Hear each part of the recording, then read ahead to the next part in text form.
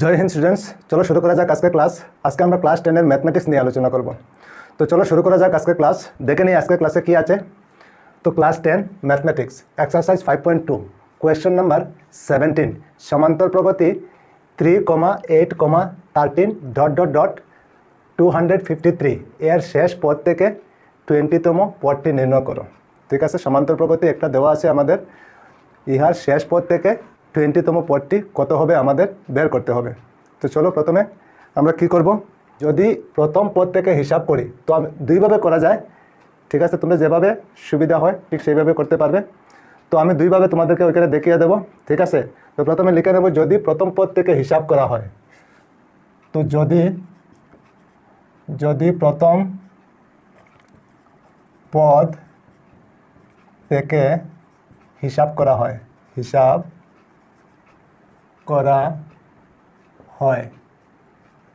ঠিক আছে, যদি প্রথম পদ থেকে হিসাব করা হয় ওইটা, ঠিক আছে। আরেকটা হলো শেষ পদ থেকে হিসাব করা হয়। তো আমি প্রথমে প্রথম পদ থেকে হিসাব করা হয় যদি, তাহলে কি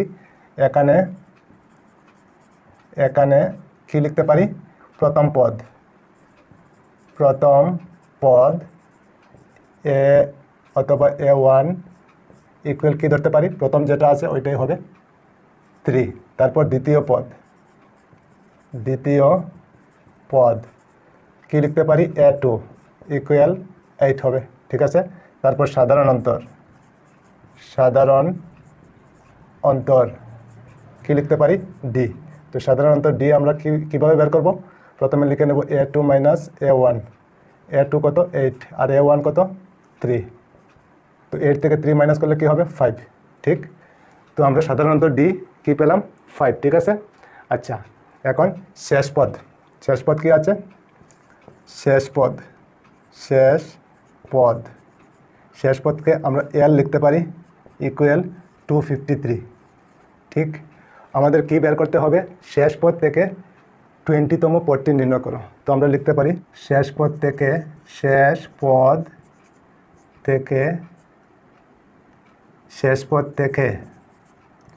20তম পদ আমরা কি লিখতে পারি, 20তম পদ আমরা ধরে নিই L20।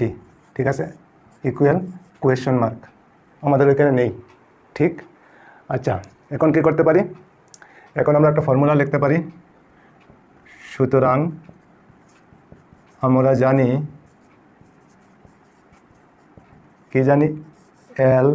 Ln equal L minus n-1 into D. তোমরা অনেকে হয়তো জানো না, তো এই ধরনের একটা ফর্মুলা হয়, ঠিক কি না। আচ্ছা, তো L20 ওইখানে আছে, চলো L20 আমরা লিখে নিই। কি লিখতে পারি, L20 ইকুয়াল L কত, L হলো 253 মাইনাস n আমাদের কত, n হলো 20। তো 20 লিখতে পারি মাইনাস 1 ইন্টু ডি আমাদের কত, ডি হলো 5। তো 5 আমরা লিখতে পারি, চলো 5 লিখে নিই। আচ্ছা, তারপরে 253 লিখে নেব, মাইনাস 20 থেকে 1 মাইনাস করলে কত হবে 19 ইন্টু 5। ঠিক, এখন 253 মাইনাস 19 ইন্টু 5 কত হবে 95। ঠিক, এখন 253 থেকে 95 মাইনাস করলে কী হবে, 13 থেকে 5 মাইনাস করলে 8, আর 14 থেকে 9 মাইনাস করলে 5, আর ওইখানে 158, ওইটা হলো আমাদের আনসার। ঠিক, তো আমরা কি লিখতে পারি, শেষ পদ থেকে 20তম পদটি হলো 158। তো সুতরাং আমরা লিখতে পারি শেষ পদ থেকে 20তম পদটি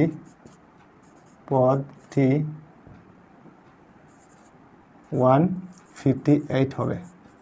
বুঝতে পেরেছো নিশ্চয়, ওইটা হলো আমাদের আনসার। বোঝা গিয়েছে নিশ্চয় তোমাদের, ঠিক আছে। আচ্ছা, যদি এরকম করতে একটু অসুবিধা হয় তো আমরা এইভাবে করতে পারি। চলো আমি আরেকভাবে দেখিয়ে দিই তোমাদেরকে, ওইভাবে তোমরা করতে পারো। ওইখানে লিখে নেই অথবা, ঠিক, যদি শেষ পদ থেকে হিসাব করা হয়,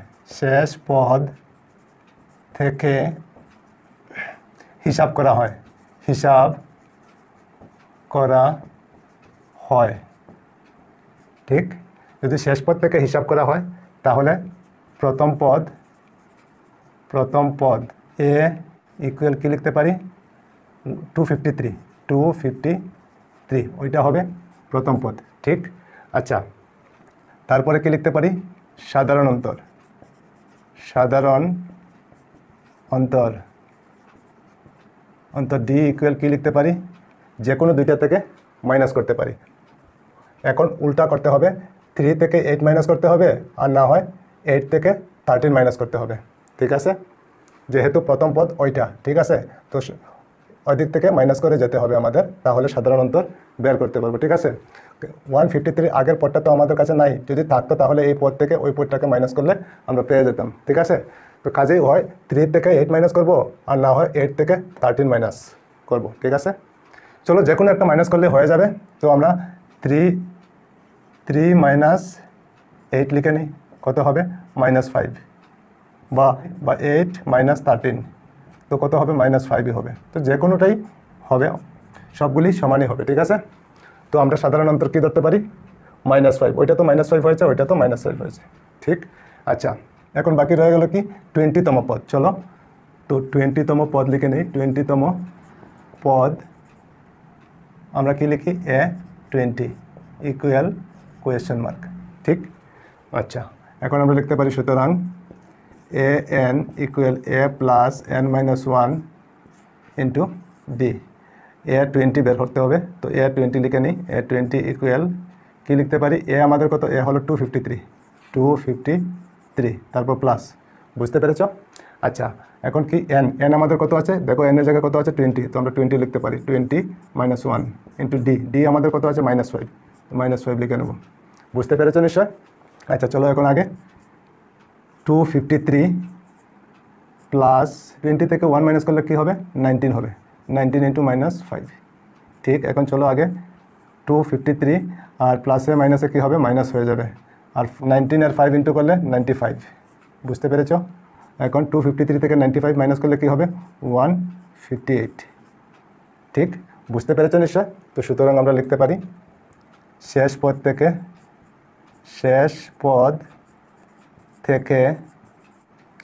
থেকে 20তম পদটি 158 হবে, বুঝতে পেরেছ নিশ্চয়? ঠিক আছে, তো তোমরা হয় এইভাবে করো আর না হয় ওইভাবে করো, রেজাল্ট একই হবে, ঠিক আছে। বুঝতে পেরেছ নিশ্চয়? তো যে কোনো একভাবে করলেই হবে, ঠিক আছে। তো ঠিক আছে, আজকে এই পর্যন্তই থাক। আবার অন্য কোনো ক্লাসে তোমাদের সঙ্গে দেখা হবে। সবাই ভালো থেকো, সুস্থ থেকো, আর মন দিয়ে পড়াশোনা করো। জয় হিন্দ, বন্দে মাতরম।